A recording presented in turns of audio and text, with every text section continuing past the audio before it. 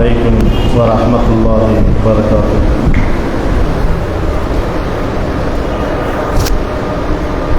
الله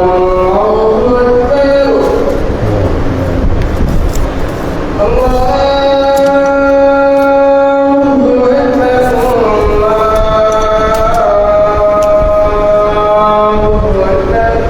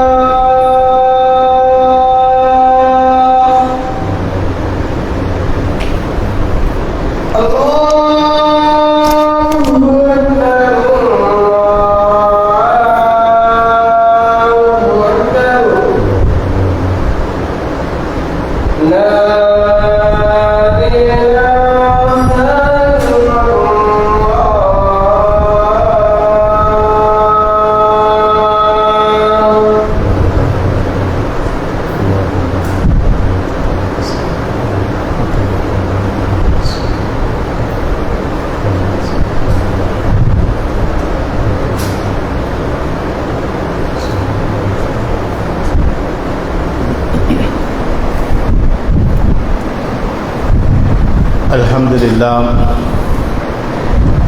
نحمده ونستعينه ونستغفره ونعوذ بالله من شرور أنفسنا ومن سيئات أعمالنا من يهدي الله فلا مضل له ومن يضلل فلا هادي له وأشهد أن لا إله إلا الله وحده لا شريك له وأشهد أن محمدًا عبده ورسوله يا أيها الذين آمنوا اتقوا الله حق تقاته ولا تموتن إلا وأنتم مسلمون يا أيها الناس اتقوا ربكم الذي خلقكم من نفس واحدة وخلق منها زوجها وبث منهما رجالا كثيرا ونساء واتقوا الله الذي تساءلون به والأرحام إن الله كان عليكم رقيبا يا أيها الذين آمنوا اتقوا الله وقولوا قولا سديدا ويغفر لكم أعمالكم ويغفر لكم ذنوبكم ومن يطع الله رسوله فقد فاز فوزا عظيما وإن أصدق الحديث كتاب الله وإن خير الهدي هدي محمد صلى الله عليه وسلم وشر الأمور محدثاتها وكل محدثة بدعة وكل بدعة ضلالة وكل ضلالة في النار. புகழும் புகழ்ச்சியும் அல்லாஹ் ஒருவனுக்கே சொந்தமாகட்டும். சூரியன் உதிக்கின்ற மிகச்சிறந்த நாளான ஜும்மாவுடைய நாளில் அவனுக்கு பிடித்தமான இறையில் நாம் அமர்ந்திருக்கின்றோம்.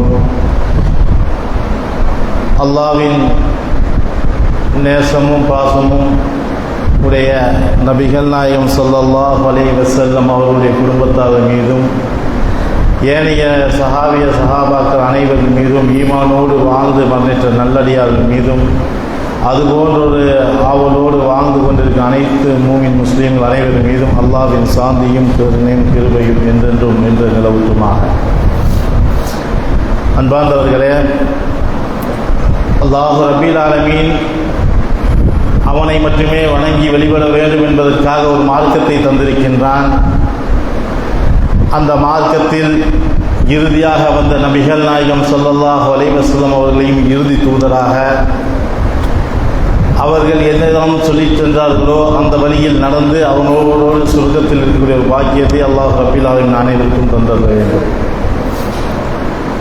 அல்லாஹ்வுடைய தூதர் நபிகள் நாயகம் ஸல்லல்லாஹு அலைஹி வஸல்லம் அவர்கள் நம்மளுடைய அனைத்து துறைகளுக்கும் ஒரு முன்மாதிரியாக இருக்கக்கூடிய அந்த தூதரை நாம் பின்பற்றக்கூடிய மக்களாக வாழ்ந்து கொண்டிருக்கின்றோமா என்று இந்த நேரத்தில் பார்க்க வேண்டும். ஏனென்று சொன்னால், சாதாரணமாக அல்லாஹ் ரப்பீல் ஆலமீன் அனுப்பவில்லை. வஅர்ஸல்னாக இல்லா ரஹ்மத்தில் லில் ஆலமீன், உலக மக்கள் அனைவருக்கும் இந்த தூதரை மிக ஒரு அழகாக அனுப்பியிருக்கின்றான். எதுக்கு? பின்பற்றுவதற்காக. முஸ்லீம்களுக்கு மட்டுமா என்றால் இல்லை, அனைத்து மக்களுக்கும் பின்பற்றக்கூடிய ஒரு தூதரை நாம் உங்களுக்கு அனுப்பியிருக்கிறோம் என்று அல்லாஹ் ரப்பீல் ஆலமீன் சொல்கிறான். ஆனால் இன்றைக்கு நாம் நம்முடைய குடும்பமாகட்டும், அன்றாட வியாபாரமாகட்டும், எங்கே சென்றாலும் நாம் இந்த தூதருடைய வழிமுறையை பின்பற்றி தான் வாழ்ந்து கொண்டிருக்கின்றோமா, இல்லை நம்முடைய மனோ இச்சைக்கு தகுந்தாற் போல் நம்முடைய வாழ்க்கையை அமைத்து கொண்டிருக்கிறோமா என்று நாம் பார்க்க வேண்டும். ஏனென்று சொன்னால், அல்லாஹ் ரப்பீல் ஆலமீன் நற்குணத்தை சொல்லி தான் இந்த தூதரையை அனுப்பியிருக்கிறார். இன்னக அலா ஹுலுகில் அலி, மிக உயர்ந்த நற்குணமாகத்தான் இந்த தூதர் இருக்கிறார்.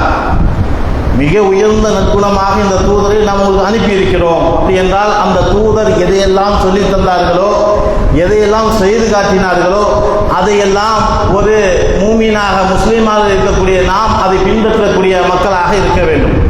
ஏனென்று சொன்னால், இன்னைக்கு இளைய சமூகமாக எடுத்துக்கொண்டாலும் சரி, அது பெண்களானாலும் ஆண்களானாலும் அரசியல் துறையானாலும் எந்த துறையானாலும் அவரவர்களுக்கு முன்மாதிரியாக யாரை ரோல் மாடலாக அவர்கள் எடுத்துக்கொண்டிருக்கிறார்கள் என்று நாம் பார்க்க வேண்டும். ஒரு அரசியல் தலைவர் என்றால் அவருடைய தலைவரை அவர் பின்பற்றுகிறார். ஒரு சினிமா நடிகையாக இருந்தால் அந்த நடிகையை பின்பற்றக்கூடிய எத்தனையோ பெண்கள் உண்டு. ஒரு நடிகர் என்று சொன்னால் நடிகரை பின்பற்றக்கூடிய எத்தனையோ மக்கள் உண்டு. இப்படியெல்லாம் நிறைய சமூகத்தில் இருப்பது போல் நம்முடைய சமூகத்திலும் யாரை பின்பற்ற வேண்டும் என்று அல்லாஹ் சொன்னார்களோ அவரை விட்டுவிட்டு நிறைய மக்களை பின்பற்றக்கூடிய மக்களை நாம் பார்க்கிறோம் என்று சொன்னால் யோசித்து பாருங்கள். இந்த சமூகம் வெற்றி பெற வேண்டும் என்று சொன்னால், இந்த சமூகம் மேல போக வேண்டும் என்று சொன்னால் யாரை பின்பற்ற வேண்டும்? இந்த அல்லாஹ்வுடைய தூதரை பின்பற்றினால் மட்டும்தான், அவருடைய நற்குணங்களை எடுத்தால் மட்டும்தான் இந்த சமூகம் எப்படி சரியான பாதைக்கு செல்லும். சரியான வழிகாட்டியாக நமக்கு ஒரு தலைவர் உண்டு.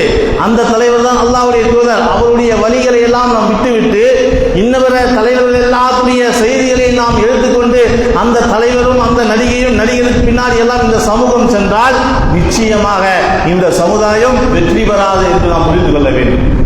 அப்படியானால் இந்த தலைவரை, அல்லாஹ்வுடைய தூதரை நாம் ஆரம்ப கட்டத்தில் தௌஹீதை பேசும்போதெல்லாம் அதிகமாக இடத்தில் அல்லாஹ்வுடைய தூதரை பற்றி அறிமுகம் செய்வோம். அதிகமாக அல்லாஹ்வுடைய தூதருடைய பழக்க வழக்கங்கள் எல்லா சூழலும் அந்த மக்களுக்கு சொல்லிக் கொடுத்து ஆரம்ப நாட்களில் தௌஹீதுடைய ஈர்ப்பை எப்படி உள்ளத்தில் ஈர்த்தோம் என்று சொன்னால், அல்லாஹ்வுடைய தூதர் இதோ இந்த காரியத்தை செய்தால் அதை நாம் செய்ய வேண்டும் என்று ஆடை முதல் உறங்க செல்கின்ற எல்லா நேரத்திலும் அல்லாஹ்வுடைய தூதருடைய முன்மாதிரி எல்லாம் இருந்தது. ஆனால் இன்னைக்கு அதெல்லாம் மறந்து நாம் இரவில் எப்பொழுது தூங்க செல்கிறோம், எப்பொழுது விழிக்கிறோம், என்ன ஓதுகிறோம் எல்லாம் மறந்து ஒரு சமுதாயமாக நாம் வாழ்கிறோம் என்று சொன்னால் யோசித்து பாருங்கள், எப்படி முன்னேற முடியும்?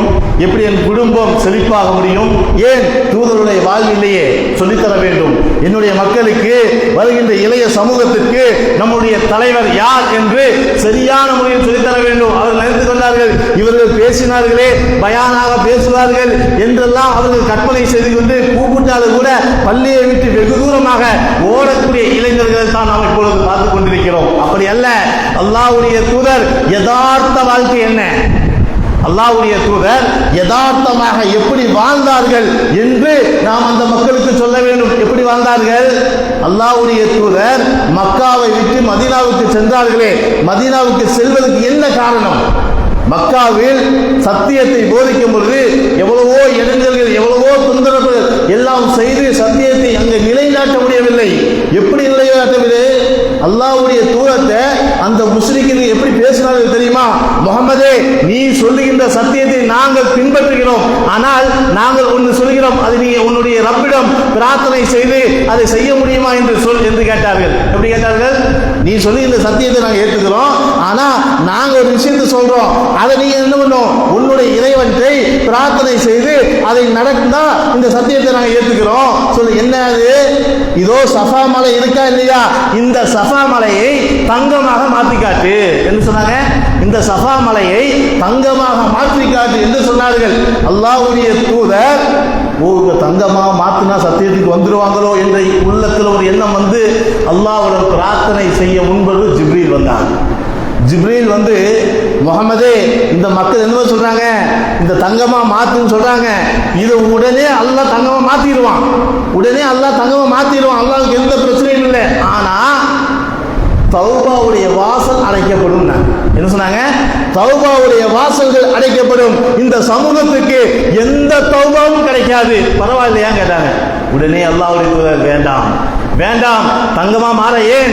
அவங்க சொன்னது இப்படி தங்கமா மாறினாலும் கூட அந்த மக்கள் திருந்த மாட்டாங்க. உங்களை கேலி செய்வதற்கும் உங்களை நோகடிப்பதற்காகத்தான் பேசுகிறார்கள். அதனால் இதை எல்லாம் செஞ்சு காமிச்சிருவான். ஆனா தௌபாவுடைய வாசல் அடைக்கப்படும் சொன்னோன்னே உடனே வேண்டாம் வேண்டாம் என்று ஜிப்ரீல் அலைஹிஸ்ஸலாம் அல்லாஹ்வுடைய தூதர்கள் சொன்னார்கள் என்று சொன்னால் யோசித்து பாருங்கள், எதற்காக அல்லாஹ்வுடைய தூதர் நம் மீது கவலை செய்தார்கள், கவலைப்பட்டார்கள். என்ன காரணம்? ஒரே இறைவனை வணங்கணும், சத்தியத்தில் இருக்கணும், ஒழுக்கமா நடக்கணும் என்பதற்காகவே 23 ஆண்டு காலம் அல்லாஹ்வுடைய தூதரை பயணம் இருந்துச்சு. அதுல 10 ஆண்டு காலம் மக்கால, 13 ஆண்டு காலம் மதீனாவில் இருக்கும்போது மதீனாவுக்கு சென்றார்களே, சென்று அந்த ஊரை, அந்த இடத்தை, அந்த வாழக்கூடிய மக்களுடைய அந்த வாழ்க்கையை யதார்த்தமாக மாற்றினார்கள். அதைத்தான் புரிய வேண்டும்.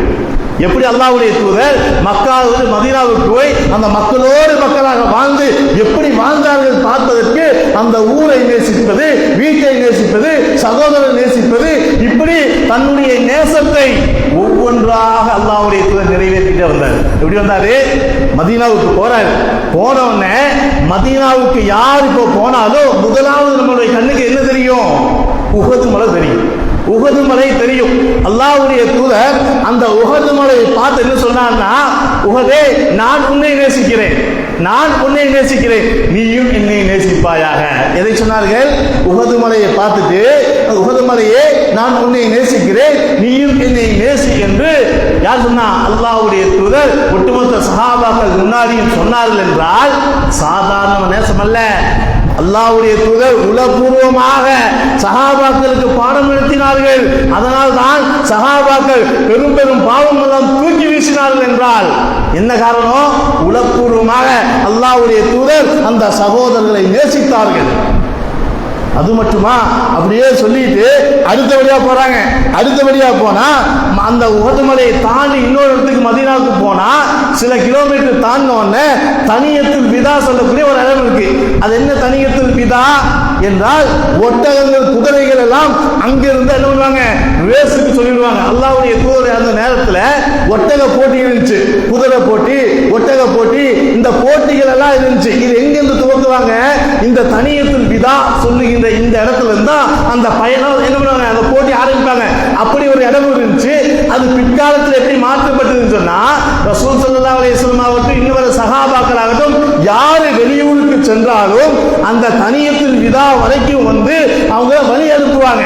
அது அந்த ஊருடைய பழக்கமா வச்சிருந்தாங்க. யாரு அந்த வெளியூர்ல போனாலும், மதீனாவிலிருந்து யார் வெளியேறினாலும் அந்த தனியத்துல் விதா சொல்லுகின்ற இடம் வரைக்கும் கொண்டு வந்து நிறுத்தி அங்கிருந்து என்ன பண்ணுவாங்க? வழி அனுப்பக்கூடியவர்களாக இருந்தாங்க என்று பார்க்கிறோம். இரண்டாவது, குதிரை போட்டி, ஒட்டக போட்டி எல்லாம் அங்கிருந்து தான் ஆரம்பித்தது என்று நாம் பார்க்கிறோம். யோசித்து பாருங்க, அல்லாஹ்வுடைய தூதர் ஒரு விளையாட்டை கற்றுக் கொடுத்தார்கள் என்றால் சாதாரணமான விளையாட்டு அல்ல அது. இன்னைக்கு போய் குதிரையை போய் தொற்ற முடியுமா? ஒட்டகத்தை பக்கத்துல தொட முடியுமா? அதே யோசிப்போம். ஆனால் சஹாபாக்கள் எப்படி விளையாண்டாங்க? இப்னு உமர் சொல்லுகின்ற உமருடைய மகன் அவர் 13-14 வயதில் ஒட்டக குதிரை போட்டி நடத்தினார் என்று ஹதீஸ்ல பார்க்கிறோம். எத்தனை வயசு? 12-13 வயசுல ஒட்டக போட்டி குதிரை போட்டியை யாரு? இப்னு உமர் ரலியல்லாஹு அவர்கள் நடத்தினார்கள் என்பதை பார்க்கிறோம். சொன்னா ஆரோக்கியமான விளையாட்டு, உடலுக்கும் உள்ளத்துக்கும் ஆரோக்கியமான விளையாட்டு. இன்றைக்கு சொல்ல முடியுமா? இந்த சமூகம் பேச முடியுமா?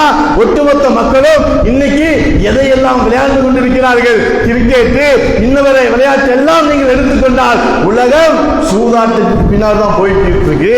அது எந்த ஒரு ஆரோக்கியம் இல்லை. என்ன இருக்கு? பணத்தை மட்டுமே மையமாக வைத்து அந்த விளையாட்டுகள் எல்லாம் இன்னைக்கு விளையாடக்கூடிய ஒரு காட்சியை நம்ம பார்க்கிறோமே. யோசித்து பாருங்கள். அன்னைக்கு சாதாரணமாக குதிரை ஒட்டகம் எல்லாம் எடுத்துட்டு ரேஸுக்கு போனாங்கன்னா அவருடைய வீரத்தை யோசிச்சு பாருங்க. எந்த அளவுக்கு அவருடைய வீரமா அவங்க இருந்திருப்பாங்க, எப்படியெல்லாம் அவங்க வாழ்ந்திருப்பாங்க என்பதை நம்ம பார்க்கலாம். அது மட்டுமல்ல, அல்லாஹ்வுடைய தூதரை அடுத்தபடியாக நம்ம பார்க்கிறதா இருந்தா யதார்த்த வாழ்க்கைங்க. இதெல்லாம் அல்லாஹ்வுடைய தூதர் செஞ்சிருக்காங்க. ஒரு ஆன்மீக தலைவரா இருந்து கட்டளை போட்டுட்டு சும்மா சொல்லிட்டு உட்கார்ல, நடைமுறையா செஞ்சு காட்டினாங்க. இப்படிதான் ஃபாலோ பண்ணணும், இப்படிதான் இருக்கணும்னு சொல்லி அல்லாஹ்வுடைய தூதர் செய்து காட்டினார்கள். அல்லாஹ்வுடைய தூதர் எந்த ஊருக்கு போயிட்டு மதீனாவுக்கு வந்தாலும் நேராக எங்க வருவாங்க? மஸ்ஜித் நபவி, பள்ளிவாசலுக்கு வருவாங்க. அல்லாஹ்வுடைய தூதர் வீடும் அதுதான், பள்ளிவாசலும் அதுதான். நேரா வந்துட்டு என்ன பண்ணுவாங்க? 2 ரக்காத் தொழுவாங்க. தொழுதுட்டு தான் வீடுகளுக்கு போகக்கூடிய பழக்கம் யாருக்கு இருந்துச்சு? அல்லாஹ்வுடைய தூதருக்கு இருந்துச்சு. ஜாபிர் ரலியல்லாஹு அவர்கள் இதே மாதிரி வராங்க. வந்துட்டு நேரா வீட்டுக்கு போகும்போது சொல்றாங்க, ஜாபிரே நீங்க இந்த ஊர்ல இருந்து வந்திருக்கீங்க, நீங்க என்ன பண்ணுங்க? 2 ரக்காத் தொழுதுட்டு நீங்க வீட்டுக்கு போங்க. யோசிச்சு பாருங்க, இது எவ்வளவு ஒரு சொல்றதுக்கு ஈஸியா இருக்கும். ஆனா எவ்வளவோ பிரச்சனைகள் தாண்டி ஒரு ஊர்ல இருந்து வந்திருக்கோம். நேரம் நம்ம ஒரு வீட்டுக்கு போனா அந்த பிரச்சனைகள் பேசி ஒரு டென்ஷனும் சரியான நிம்மதி இல்லாத சூழலை உருவாக்கக்கூடிய ஏற்படுத்தும், நிறைய குடும்பத்தை ஏற்படுத்துது. ஆனால் பள்ளிவாசல்ல போய் 2 ரக்காத் தொழுதுட்டு வீட்டுக்கு போனா ஒரு அமைதியும் ஒரு நிம்மதியும் நிச்சயமாக உண்டாகும் என்பதற்கு அல்லாஹ்வுடைய தூதர் சரியான வழி காமிச்சிருக்காரு. அந்த வழிகளை நாம் எடுத்துக்கொள்ள வேண்டும். இதெல்லாம் யதார்த்தமான வழிபாடு. இதெல்லாம் அல்லாஹ்வுடைய தூதர் அன்றாட செய்யக்கூடியவர். அது மட்டுமல்ல, அல்லாஹ்வுடைய தூதர் ஒரு முறை தாயிஃபுக்கு போனாங்களா இல்லையா?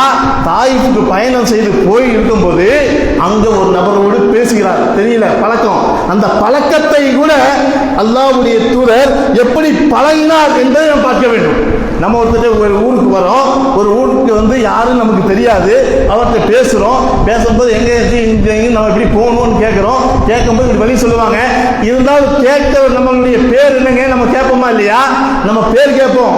எதுக்கு? அவர் யாரு? ஆனா அடுத்தது அந்த பேரை மறந்துடும், அடுத்த விஷயத்துக்கு வந்துடும். ஆனால் அல்லாஹ்வுடைய தூதர் ஒரு நபரை எங்க தாயிஃப்ல சந்திக்கிறாரு, சந்தித்து பேசுறாரு. பேசக்கூடிய இடத்தை கேட்கிறாரு, உங்களுடைய பேர் என்ன அப்படின்னு யாரு அந்த நபர்கிட்ட கேட்கிறாரு. கேட்க அவர் சொல்ல அத்தாப் அப்படிங்கிறார். அவர் பேரு அத்தாப் அப்படிங்கிறார். அந்த பேச்சு அப்படியே ஆரம்பிக்குது. அந்த பேச்சு அப்படியே ஆரம்பிக்கும் போது அல்லாஹ்வுடைய தூதர் மீண்டும் சொல்றார், அத்தாபே சொல்லுங்கள் என்று அவருடைய பேரை அல்லாஹ்வுடைய தூதர் ஒரு முறையா இருமுறையும் மீண்டும் மீண்டும் சொல்லி சொல்லி என்னைக்கோ நிறைய முறை பழகின மாதிரி அல்லாஹ்வுடைய தூதருடைய அந்த பழக்கம் இருந்துச்சுன்னு சொன்னால் யோசித்து பாருங்கள். இன்னைக்கு நமக்கு ஒருத்தர் பேசுறோம்னு சொன்னா அந்த பேச்சு அதோட முடிஞ்சு, இல்லை என்றால் தேவையில்லாத நிறைய பேசுகிறது, முக்கியமான விஷயத்தை விட்டுருவோம். ஆனால் அல்லாஹ்வுடைய தூதர் ஒரு மனிதரை பார்த்தால் அவரை ஸ்கேன் செய்து அவருடைய பேச்சில் இருந்து அல்லாஹ்வுடைய தூதரை பேச்சை ஆரம்பித்து சரியான ஒரு சகோதரத்துவத்தை உண்டாக்கக்கூடிய ஒரு சூழலில் அல்லாஹ்வுடைய தூதர் நடந்து கொண்டார் என்று சொன்னால் நாம் யோசித்து பார்க்க வேண்டும். நமக்கு இது நிறைய முன்மாதிரி இருக்கு. யதார்த்தமான வாழ்க்கையில் நீங்களும் நானும் யதார்த்தமாகவே வாழ்ந்து கொண்டிருக்கிறோம். ஆனால் கொஞ்சம் நின்று யோசிக்கணும். அல்லாஹ்வுடைய தூதர் எப்படி வாழ்ந்தார்கள், எப்படி என்ன சொன்னார்கள், எதையெல்லாம் பேசினார்கள், வெளியூருக்கு போயிட்டு எப்படி நடந்தார்கள், பிற மனிதர்களோடு எப்படி நடந்து கொண்டார்கள், இப்படி நாம் அதை உட்கார்ந்து சிந்திக்கக்கூடிய இன்னைக்கு நேரம் இல்லை என்று சொன்னால் யோசித்து பாருங்கள். ஏன் நாம் இந்த மார்க்கத்தில் இருக்கிறோம்? என்னுடைய மன இச்சைக்கு தகுந்தாற் போல் நான் எல்லா இடத்திலையும் ஒரே மாதிரி நடந்து கொண்டு செல்லலாம் என்று சொன்னால் அதுக்கு இந்த மார்க்கம் அனுமதிக்கவில்லை. இந்த மார்க்கத்தில் இருக்கும் பொழுது அல்லாஹ்வும் அல்லாஹ்வுடைய தூதர் நமக்கு வழிகாமிச்சிருக்காங்க. அந்த வழிமுறையை மட்டும் பின்பற்றினால்தான் நாளை மறுமையில் அல்லாஹ்வுடைய தூதரோடு நாம் சுவனத்திலும் இருக்க முடியும். யோசித்துக் கொள்ளுங்க. அது மட்டுமல்ல, அல்லாஹ்வுடைய தூதருடைய அந்த வீட்டுக்கு யார் சொல்றா? இப்னு பஷீர் ரஹ்மத்துல்லாஹி சொல்லக்கூடிய ஒரு தாபி, அந்த தாபின்னு சொல்றாரு, உஸ்மான் காலத்துல, அந்த காலத்துல நான் அல்லாஹ்வுடைய தூதர் வீட்டுக்கு போயிருக்கேன். அல்லாஹ்வுடைய தூதர் வீட்டுக்கு போகும்போது அந்த வீடு எப்படி இருந்துச்சுன்னு சொல்லி சொல்றாரு. நான் என்னுடைய கையை மேலே உயர்த்தினேன், அதோடைய கூரை என்னுடைய கையில் பட்டது. எப்படி சொல்றாங்க? நான் கையை உயர்த்தினேன், அந்த கூரை என்னுடைய கையில் பட்ட அளவுக்கு தான் என்ன இருந்துச்சு, உயரம் இருந்தது என்று என்ன சொல்றாங்க? அல்லாஹ்வுடைய தூதர் வீட்டுடைய அந்த இதை சொல்லும் போது கூட இப்படித்தாங்க வீடு இருந்துச்சு, அல்லாஹ்வுடைய தூதர் வீட்டை இப்படித்தான் அமைச்சுக்கிட்டாங்க எல்லாம் சொல்றோமே. இன்னைக்கு யோசனை பண்ணி பாருங்க, ஒரு ஹைட் இருக்கு, ஆனா இன்னைக்கு எவ்வளவு ஹைட்டுக்கு மேல எது கெட்டான்னு சொல்லி அவனுக்கே தெரியாம எவ்வளவோ உயரமா கேட்கக்கூடிய மனிதர்கள் இருக்காங்களா இல்லையா? யோசித்து பார்க்க வேண்டும். நமக்கு வழிகாட்டி உண்டு, எல்லாத்துக்கும் வழிகாட்டி உண்டு. அந்த தூதர் எதையெல்லாம் சொன்னார்களோ அதையெல்லாம் நாம் சரியாக பின்பற்றக்கூடிய மக்களாக இருக்கிறோமா என்று நாம் பார்க்க வேண்டும். அது மட்டுமல்ல, அல்லாஹ்வுடைய தூதர் அவங்க அதிகமாக வெட்கப்படக்கூடியவராக இருந்தாங்க. அதிகமாக வெட்கப்படக்கூடியவராக இருந்தாங்க. சொன்னாங்க, யாரிடம் வெட்கம் இல்லையோ அவரிடம் ஈமான் இல்லை என்று சொன்னாங்க. யாரிடம் வெட்கம் இல்லையோ அவரிடம் ஈமான் இல்லை. யோசிச்சு பாருங்க, இன்னைக்கு இந்த சமுதாய மக்கள் வெட்கத்தோடு தான் நடந்து கொண்டிருக்கிறார்களா, வெட்கத்தோடு தான் அவர்கள் வாழுகிறார்களா என்று பார்ப்பதற்கு எதுவுமே பார்க்க முடியாது. என்ன அப்படி பார்த்தீங்கன்னா, அல்லாஹ்வுடைய தூதத்தை ஒருத்தருடைய கனிமத்து பொருள் போகுது. யார்கிட்ட போகுது? மஹரமா சொல்லுகின்ற ஒரு நபர். அந்த நபருக்கு சில பொருட்கள் போய் சேரணும், அது கொடுக்கல. யார் கொடுக்கல? அல்லாஹ்வுடைய தூதர் கொடுக்கல. சரி, வந்தா கொடுத்துடலாம் என்று என்ன அந்த பொருட்கள் எல்லாம் வச்சிருக்காங்க. ஆனால் நேராக தன்னுடைய மகனை கூப்பிட்டு நேராக என்ன பண்றாரு? அல்லாஹ்வுடைய தூதர்கிட்ட போலான்னு சொல்லி யார் கூப்பிட்டு போறா? மகரமா சொல்ல அந்த வழியாக கூப்பிட்டு போறாங்க. கூட்டிட்டு போய் அல்லாஹ்வுடைய தூதருடைய வாசல்ல நின்று தன்னுடைய மகன் 9 வயசு தான், அவர்கிட்ட சொல்றாரு, நீங்க போய் முகமதை கூப்பிடுங்க, கூப்பிட்டு அந்த கனிமத்து பொருள் உங்களுக்கு தரல இல்லை, அதை வாங்குங்க சொல்றாரு. அந்த பொருளாதாரத்துக்கு வேண்டி நான் போய் அவரை கூப்பிடுறதா எனக்கு முடியல, எனக்கு எப்படி இருக்கு, அது வேற கூச்சமா இருக்கு, நான் போல கேட்கல அப்படின்னு சொல்றாரு. நீங்க கூப்பிடுங்க. என்ன சொன்னார் தெரியுமா? அவர் பெருமை பிடித்தவர் அல்ல, அல்லாஹ்வுடைய தூதர் பெருமை பிடித்தவர் அல்ல, நீங்க கூப்பிடுங்க, இல்லை நான் கூப்பிடுறேன்னு சொல்லி முகமதே என்று அழைக்கிறார். அல்லாஹ்வுடைய தூதர் வீட்டுக்குள்ள வர்றார். வரும்போதே, வாங்க, உங்களுக்கு வேண்டிதான் நான் இதை எடுத்து வச்சிருந்தேன், உங்களுக்கு வேண்டிதான் இந்த பொருட்களை நான் எடுத்து வச்சிருந்தேன் அப்படின்னு சொல்லிட்டு அந்த பொருட்களை கொண்டு வந்து மஹரமாவுடைய கையில் கொடுக்கிறார் என்று சொன்னால் யோசித்து பாருங்கள், அல்லாஹ்வுடைய தூதர் எப்படியெல்லாம் அந்த சமூக மக்களோடு மக்களாக வாழ்ந்து இருக்கிறார்கள் என்பதை நான் பார்க்க வேண்டும். அந்த மக்களோடு மக்களாக அல்லாஹ்வுடைய தூதர் எப்படியெல்லாம் வாழ்ந்திருக்கிறாங்க. அது மட்டுமல்ல, அல்லாஹ்வுடைய தூதரை ஒரு பெண்மணி சந்தித்தார்களே. எந்த பெண்மணி? மன்னரையில் அழுது கொண்டிருக்கும் பொழுது அல்லாஹ்வுடைய தூதர் மன்னரைக்கு சென்று வரும் வழியில் அந்த பெண்மணியுடைய அழுகையை பார்த்து சொன்னார்களே, ஏமா நீங்க அழுகிறீங்க, நீங்க கொஞ்சம் அழுகாம இருக்கலாமே.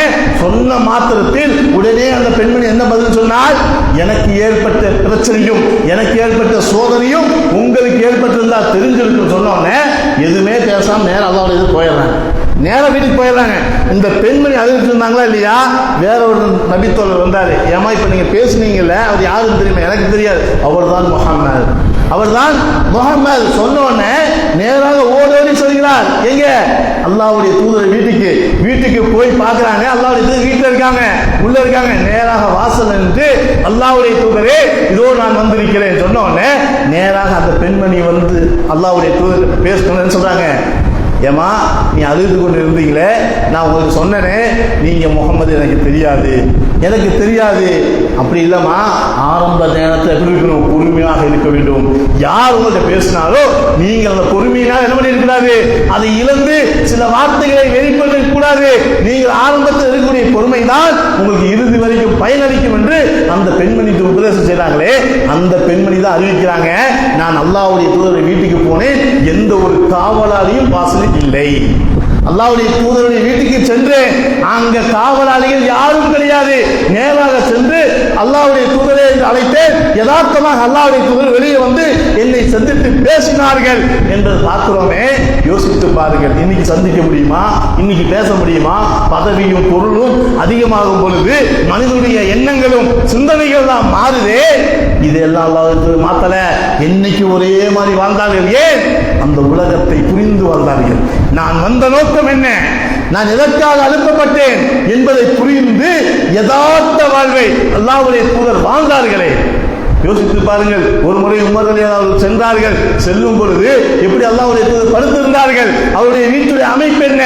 ஏன் பெரிய பெரிய அரசர்கள் எல்லாம் அப்படி வாழும் பொழுது, முகமதே நீங்கள் அல்லாஹ்வுடைய தூதராக இருக்கீங்களே, நீங்கள் இப்படி வாழ்றீங்களே கேட்கும்போது என்ன சொன்னார்கள்? எனக்கும் இந்த உலகத்திற்கு என்ன இருக்கு உமரே, நாம் எப்படி வாழ வேண்டும், ஒரு வழிபோக்கர் போல் தான் வாழ வேண்டும் என்று தான் சொல்லி தந்தார்களே. அப்படி அல்லாஹ்வுடைய தூதர் யதார்த்தமாக வாழ்ந்தார்கள். ஒரு முறை தன்னுடைய மகள் ஃபாத்திமா ரலியல்லாஹு வீட்டுக்கு சொல்றாங்க. போகக்கூடிய நேரத்தில் பெருசா ஒன்றும் இல்லைங்க, அங்க ஒரு ஸ்கிரீன் தொங்க போட்டிருக்கு. என்ன கொஞ்சம் அலங்காரமா அந்த ஸ்கிரீன் இருந்துச்சு வாசல்ல. ஒரு அன்னைக்கு அது என்ன அலங்காரமா இருந்திருக்கும் யோசனை பண்ணி பாருங்க. அந்த அலங்கார ஸ்கிரீனை பார்த்த உடனே அப்படியே திரும்பி வந்துட்டாங்க. திரும்பி வீட்டுக்கு போகாம திரும்பி வந்துட்டு தன்னுடைய மகன் அலி ரலியல்லாஹு சொல்றாங்க, திரும்பி போயிட்டாரு, எங்களோட வாப்பா வந்தாரு வாசல் கிட்ட, என்னன்னு தெரியல, திரும்பி போயிட்டாரு, நீங்க போய் கேளுங்கன்னு சொல்றாரு.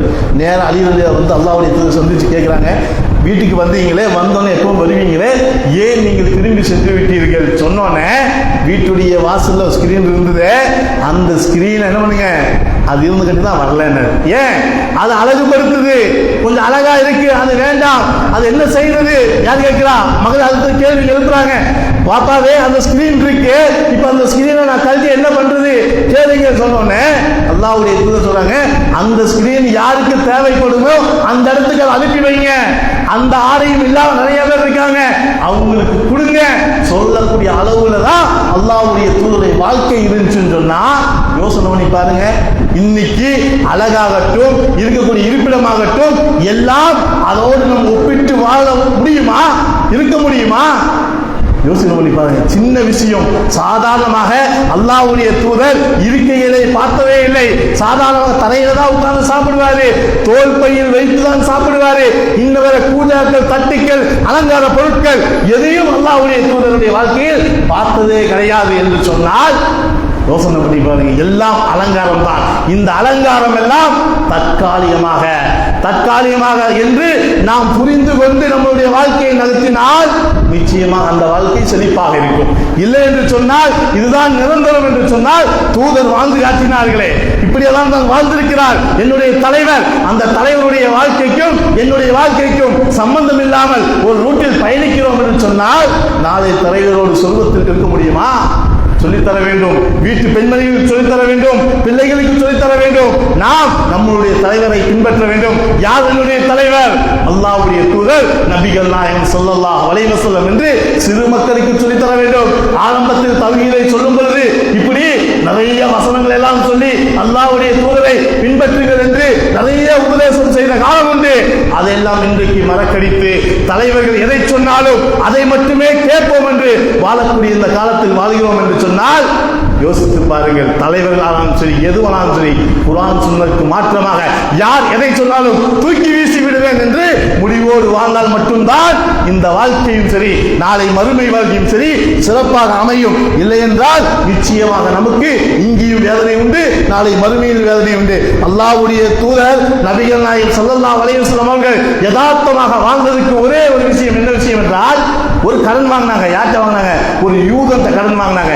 அந்த யூதன்ட்ட கடன் வாங்கிட்டு அதை கொடுக்கக்கூடிய அந்த டைம் இனி வரல, இனி அதை கொடுக்க வேண்டிய செலுத்த வேண்டிய டைம் வரல. அதுக்கு முன்னாடி அந்த யூதன் வந்து என்ன பண்ணா, கழுத்துல துண்டை போட்டு இருக்கிறான். சஹாபாக்கெல்லாம் கொந்தளிக்கிறாங்க. அது நடக்கும் போது உமர் ரலியல்லாஹு வராங்க.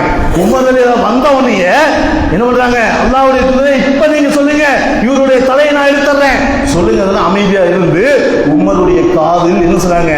ஒரு விஷயத்த சொல்றாங்க. என்ன சொன்னாங்கன்னா, உமரே, அவருக்கு என்ன பண்ணுங்க, அவருடைய நியாயம் அவர் பக்கம் தான் இருக்கு. நீங்க அவருடைய கடனையும் செலுத்திட்டு 20 திரகம் அதிகமாகவும் கொடுத்தனுப்பணும் அப்படின்னு சொல்லி அவருடைய காதலை மலம் சொல்லி கொடுத்துறாங்க. கொடுத்துட்டு தனியாக உமர்ல சொல்றாங்க, இது அல்லாஹ்வுடைய அவங்க கொடுக்க சொன்னாங்க. எல்லாம் சொல்லிட்டு அந்த யூதர் சொல்றாரு, என்ன சொன்னாருன்னா, என்னுடைய வேதத்தில் ஒரு முன்னறிவிப்பு உண்டு. என்ன அறிவிப்புனால், யாரிடம் கடன் கொடுத்து அந்த கடனை கேட்க போனால் அவர்கள் கடனை மறுத்து வேற மாதிரியான வார்த்தைகளை ஏதாச்சும் ரோசப்பட்டு பேசினால் அவர்கள் இறை தூதராக இருக்க மாட்டார்கள். பணிவாகவும் தாழ்ந்து போனால் அவர்தான் முஹம்மது இறை தூதர், என்னுடைய வேதத்தில் உண்டு, கொண்டு அதற்காகத்தான் நான் சோதித்தேன், இவர் அல்லாஹ்வுடைய தூதர் தான் என்று அஷ்ஹது அல்லா இலாஹ இல்லல்லாஹ் வ அஷ்ஹது அன்ன முஹம்மது ரசூலுல்லாஹ் என்று சொல்லி இஸ்லாத்தை ஏற்றுக்கொண்டார் என்று சொன்னால் யோசித்து பாருங்கள், எப்படி அல்லாஹ்வுடைய தூதர் எப்படி எல்லாம் வாழ்ந்திருக்கிறார்கள், யதார்த்தமான வாழ்க்கை. இதையெல்லாம் பின்பற்றாமல் ஒரு மனிதன் தாண்டோதனமாக நடிகர் பின்னாடியும் நடிகை பின்னாடி எல்லாம் போனால் எப்படி இருக்கு இந்த உலக வாழ்க்கை? நெருக்கடியாகத்தான் இருக்கும், பிரச்சனையாகத்தான் இருக்கும். இந்த உலகம் பிரச்சனைக்குரியதுதான். ஆனால் ஒரு மூமின் நிம்மதியாக வாழ வேண்டும் என்றால் அவன் அல்லாஹ்வையும் அல்லாஹ்வுடைய தூதரையும் முறையாக பின்பற்றக்கூடியவனாக இருக்க வேண்டும். எல்லா சூழலும் அல்லாஹ்வுடைய தூதரை பின்பற்றினால் மட்டும்தான் அவன் சுவனம் செல்லுவான். இல்லை என்றால் சாதாரணமாக சுவனம் செல்ல முடியாது என்பதை நாம் புரிந்து கொள்ள வேண்டும். அது மட்டுமல்ல, அல்லாஹ்வுடைய தூதர் அவர்கள் அதிகமாக தன்னுடைய உடல் ரீதியாக எப்படியெல்லாம் இந்த மார்க்கத்துக்காக உழைத்திருக்கிறார்கள். தலைவராக இருந்துட்டு உடல் ரீதியாக எல்லாமே சும்மா வாயளவுல ஒரு செய்தியை சொல்லிட்டு எல்லாம் செஞ்சிருக்கேன்னு சொன்னாரா? இல்லை.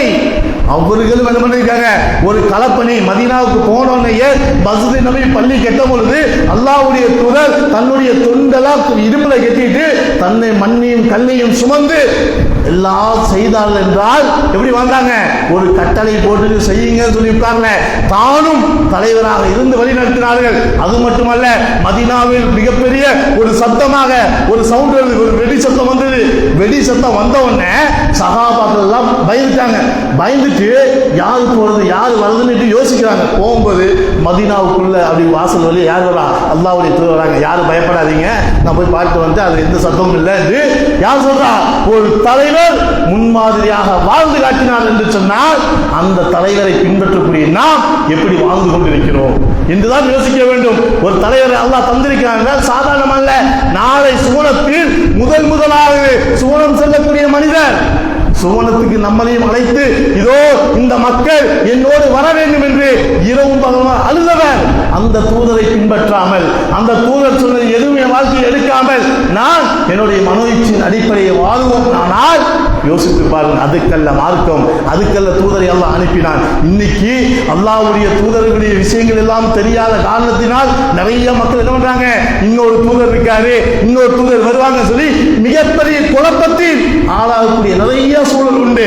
ஏன்? தூதரை பற்றி சரியாக தெரியவில்லை. வரக்கூடிய ஜெனரேஷனுக்கு தூதரை பற்றியே தெரியல. அவன் எதை சொன்னாலும் நம்பக்கூடிய ஒரு சூழல் தான் இருக்கா. அவன் போய் என்ன பண்றாங்க, இந்த முகமது தூதர் தான், ஆனால் இறுதி தூதர் அல்ல, இன்னொரு தூதர் வருவாரு அப்படின்னு சொல்லிட்டு அவனுடைய மனசையும் அவனுடைய கல்வியும் குழப்பினோன்னு அவன் என்னதான் அதையும் தூதர் தான், அவரு வருவாரா என்று இலகுவாக இஸ்லாத்தை விட்டே வெளியேறக்கூடிய நிறைய இளைய சமூகத்தை இந்த சிறிய நாட்டில் நாம் பார்த்து கொண்டிருக்கிறோம் என்றால் என்ன காரணம்? தூதருடைய வழிமுறை, தூதருடைய வாழ்க்கை முறை எல்லாம் தெரியாமல் நாம் வாழக்கூடிய ஒரு சூழல் தான். அதனால் அல்லாஹ் ரப்பில் ஆலமீன் நமக்கு ஒரு தூதரை தந்திருக்கிறான். வஅர்ஸல்னாக இல்லா ரஹமத்தில் ஆலமீன், உலக மக்கள் அனைவருக்கும் ஒரு அருளாகவும் ஒரு ரஹமத்தாகவும் இதோ இந்த தூதரை தந்திருக்கிறோம் சொல்கின்றானே, அந்த தூதருடைய அனைத்து விஷயங்களையும் பின்பற்றக்கூடிய மக்களாக அல்லாஹ் ரப்பில் ஆலமீன் உங்களையும் உங்கள் குடும்பத்தையும் என்னையும் என் குடும்பத்தையும் ஆக்கி அருள்வானாக. முதல் உரையை நிறைவு செய்கிறேன். அஸ்ஸலாமு அலைக்கும்.